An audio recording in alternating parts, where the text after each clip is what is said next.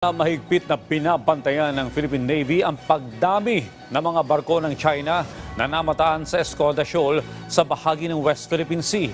Samantala, mga nadiskubreng Chinese military uniform sa Pogo Hub sa Porac, Pampanga, posibleng props lamang ayon sa Armed Forces of the Philippines. Si Patrick De Jesus sa sentro ng balita. Patrick?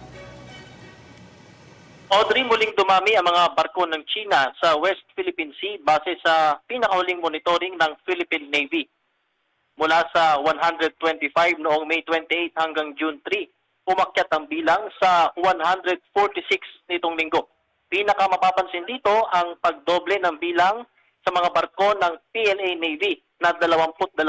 Ayon sa Navy, ang pagdami ng mga barko ng China ay maaaring dahil sa ginawang military drills ng PLA Navy sa Sabina o Escoda Shoal noong nakaraang linggo, kung saan sa kauna-unahang pagkakataon nga ay idineploy ng China ang kanilang hovercraft. Muli namang iginit ng Philippine Navy na anumang presensya ng mga barko ng China sa exclusive economic zone ng Pilipinas ay illegal, pero patuloy na nakabantay dito ang mga asset ng bansa. Their presence by itself is already escalatory. Whatever actions they do in furtherance of their illegal, coercive, aggressive, and deceptive presence will only point out that they have no right to be within our exclusive economic zone.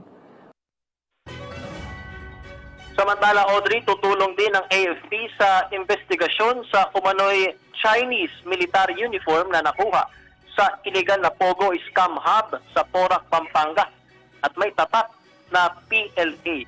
Ayon sa AFP, posibleng ginagamit lamang itong prop sa mga online transaction, lalo't kilala ang naturang scam hub sa mga illegal na aktibidad.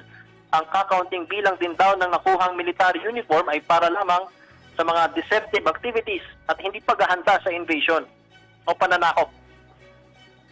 We are trying to look at the veracity of the report, whether they're legit uniforms, and these are also very few in number, no, to be part of a troop. So we do not want to unnecessarily cause panic to the general public.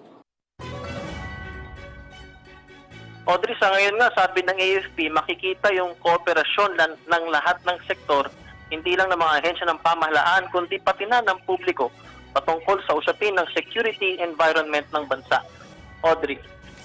Maraming salamat, Patrick De Jesus.